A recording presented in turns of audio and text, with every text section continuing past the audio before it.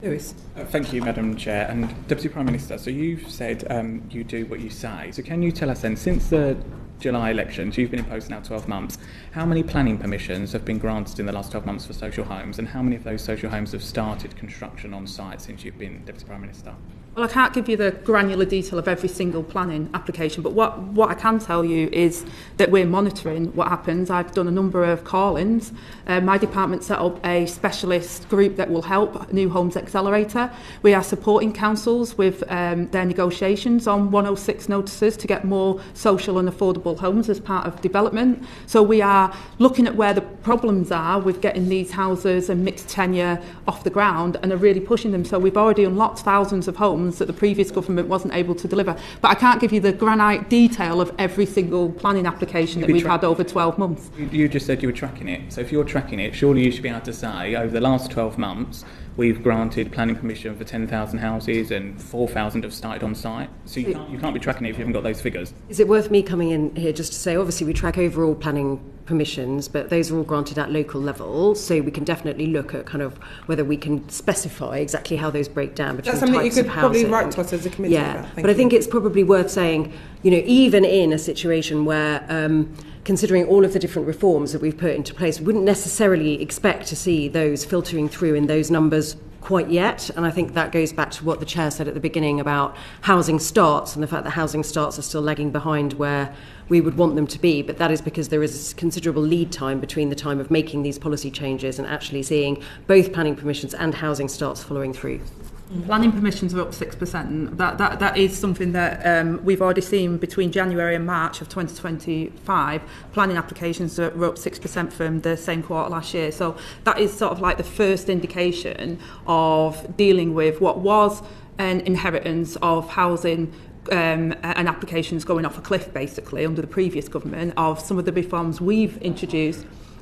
Well, it is true. I mean, the statistics were really clear, and we're turning that around now, and we're starting to see that planning applications are going through. The planning infrastructure bill, which is still not, you know, it's still in Parliament at the moment. They have some good reforms in there that will help planning applications as well, and we'll get those starts. I've talked about the New Homes Accelerator, which we've unblocked thousands of homes that were stuck in the system. The issues around neutrality, the issues around making sure that the infrastructure like reservoir and water is there. These things were not even in the pipeline under the previous government, and we've started to grasp that nettle through the reforms that we're making, including telling local authorities we're bringing back mandatory housing targets, which the previous government didn't do. We'll start to make sure that there is a real important carrot and stick for people to say we have to have these homes. And I think in fairness, the government said this in opposition. We were elected on a mandate to do it, and people understand it. But going back to my previous point that I made before, and the tension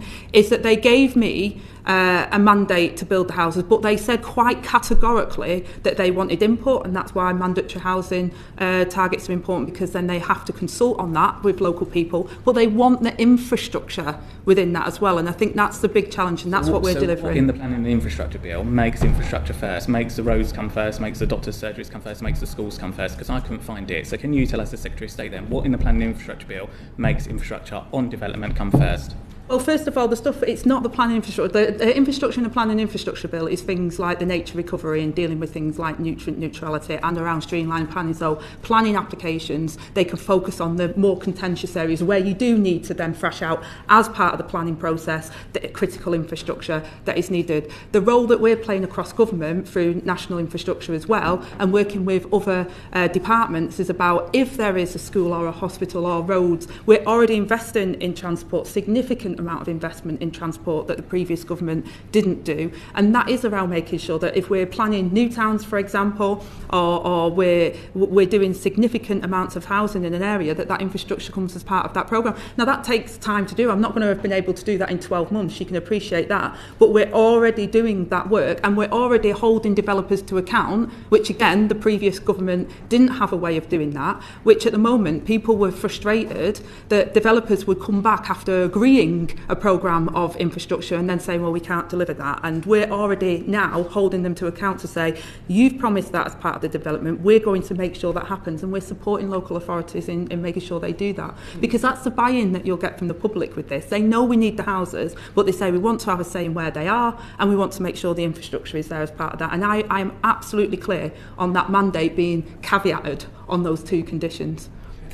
Well, thank you, Chairman. Deputy Prime Minister, I do welcome the £39 billion investment in affordable and social housing, but given in my constituency of Woking, and actually the Chairman's constituency, it costs at least £200,000 to build a home in the UK. That's roughly 300 affordable homes in the country across each constituency.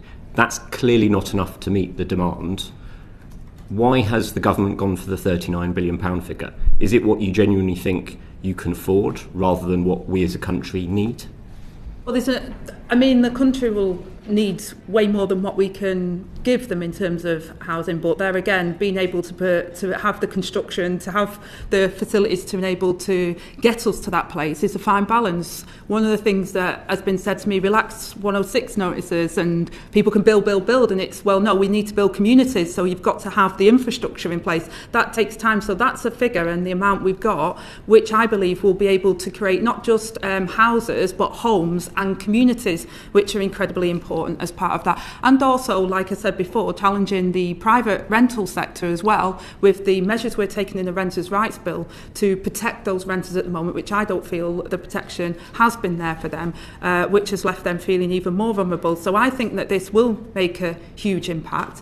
But we have to remember the reason we've got into this mess is for over a decade and a half, we haven't grasped the nettle on this issue. We haven't dealt with the long-term problems of the housing crisis, and we are starting to turn that around. And I think there has been a national conversation about this now, because I don't think there's a family in this country that doesn't know somebody in their family that have got a housing need that isn't being met. And we are working to deliver that, whether that's through the additional money we're putting into skills. We've got an industrial strategy and a skills strategy, which is identifying where we've got skills gaps so we can produce the infrastructure and the homes we need going forward on the government's programme, but also about how we not only get the money for investment in housing, but how we bring that about, whether that's through the National Housing Bank, through financial tractions, through the Affordable Homes programme, through the rent conversions. There's so many different elements, the mandatory housing targets for local authorities that we've brought back in so that they are planning where the housing and infrastructure needs to be in their communities. There's a lot of moving parts that we've grasped the nettle in the first 12 months to say